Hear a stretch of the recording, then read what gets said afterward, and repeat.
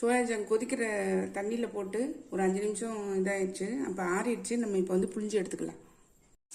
சோயாஜங்கு ஒரு கடாய் எடுத்து எண்ணெய் ஊற்றிருக்கேன். தண்ணி வடிச்சிட்டு இதை நல்லா ட்ரை பண்ணிடலாம். இந்த எண்ணெயிலேயே வந்து வேக விட்டு எடுத்துடலாம். சிம்லேயே வச்சுக்கலாம். எண்ணெயிலே வேக வைக்கிறத விட இந்த தண்ணி வந்து ட்ரை ஆகணும். அதுக்கு தான் நம்ம வந்து இப்போ எண்ணெயில் லைட்டாக வதக்குறோம்.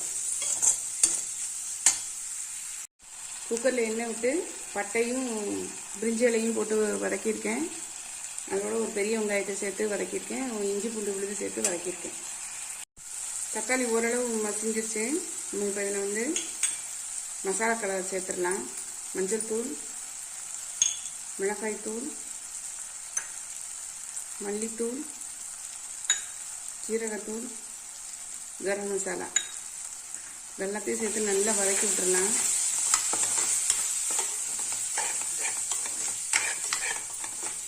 காஷ்மீரி மிளகாய் தூள் வந்து ஒரு டேபிள் ஸ்பூன் அளவு சேர்த்துக்கலாம்.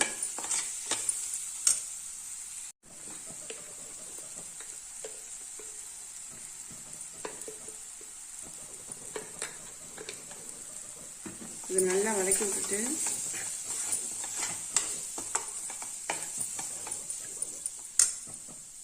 மெசரிங் கப்பில் 1 கப் அளவு தண்ணி ஊற்றிக்கலாம்.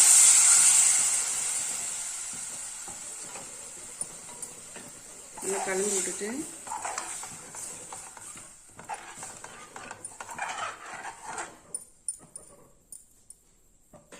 குக்கர் மூடி போட்டு மூடிடலாம். 2 விசில் வந்தவுடனே ஆஃப் பண்ணி எடுத்துடலாம்.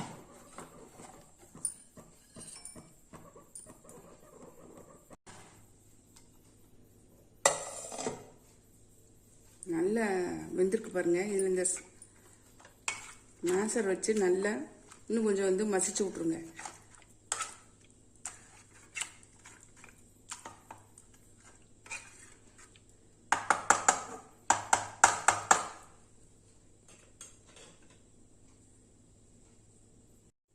ஒரு மேசரை வச்சு மசிச்சு விட்டுட்டு மீல் மேக்கரை உள்ளே சேர்த்தாச்சு.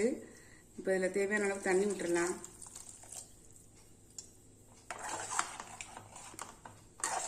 கிரேவி நல்லா கொதிச்சு உள்ளெல்லாம் மசாலா இறங்கட்டும். ஒரு 2 மினிட்ஸில் எல்லாம் ரெடி ஆயிரும். கொதிச்ச உடனே பார்க்கலாம்.